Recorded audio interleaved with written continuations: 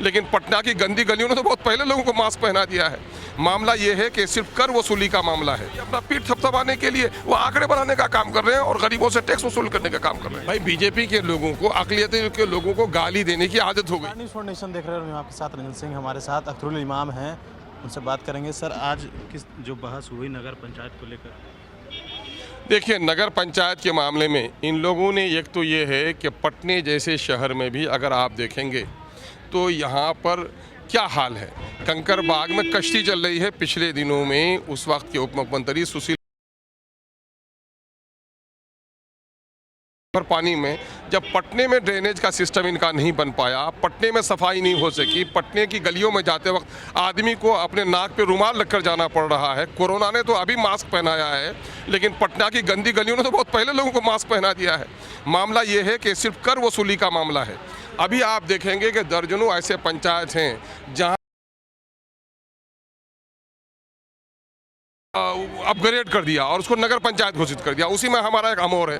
अमोर में आपको 80-85% तो किसान और मजदूर हैं। सीओ से गलत रिपोर्ट लिखवाई गई कि 4,000 से ज़्यादा लोग जो मनरेगा में नोटिफाइड हैं, मनरेगा के मजदूर हैं, उनको इन लोगों ने सरकारी कर्मी के तौर पर घोषित कर दिया और वहाँ का नोटिफिकेशन जारी कर दिया। वहाँ के लोगों ने आपत्ति दर्ज कराई है।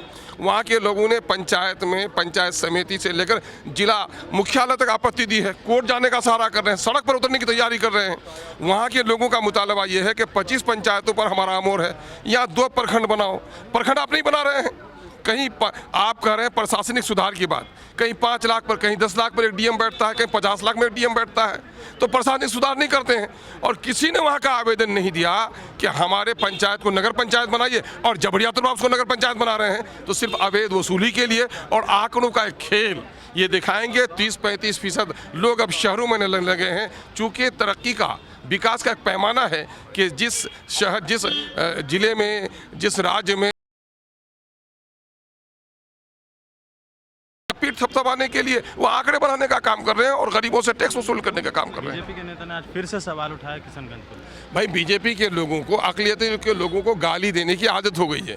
किशनगंज का मामला इन लोगों ने इसलिए किया कि किशनगंज में चूँकि अक़लियतों की आबादी ज़्यादा है, यही वजह है कि इन लोगों ने अक़लियतों को निशाना बनाकर कहा। मैं किशनगंज के बारे में कह देता हूँ, चले किशनगंज में जितना सौहार्द है, आपसी मेल मोहब्बत है, पूरे हिंदुस्तान में, पूरे भारत में कहीं नहीं है। लेकिन आप देख लेंगे कि वहाँ पर जो लोग सरकारी कर्मचारी नौकरी करने के नाम पर आते हैं, चाहे वो सहायक हों, चाहे वो 4th ग्रेड के हों, चाहे ऑफिसर्स हों, सारे लोग किशनगंज में बस रहे हैं।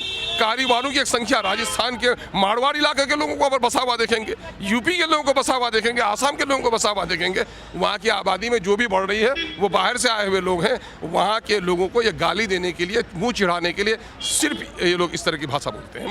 असम में चुनाव का ऐलान भी हो गया। यकीनन चुनाव का ऐलान हो गया है, तो लोकतंत्र है, अपना लोकतंत्र को जिंदा रखना है, तो चुनाव लड़ना है, चुनाव लड़ाना है, चुनाव जीतना है। आपकी पार्टी यकीनन लड़ेंगे और जीतेंगे। ये थे हमारे साथ अख्तरुल इमाम, जिन्होंने बताया कि जिस तरीके से नगर पंचायत पर जो सवाल उठाया और साथ ही साथ जनसंख्या नियंत्रण पर भी लगातार सवाल उठ रहे हैं इन पर, जिससे हमने सवाल किया। इनका स्पष्ट रूप से कहना है कि जो बीजेपी है वो खास एक समुदाय को चोट पहुंचाना चाहती है। बाकी की अपडेट्स के लिए बने न्यूज़ फाउंडेशन के साथ, सहयोगी आकाश के साथ मैं रंजन सिंह, पटना।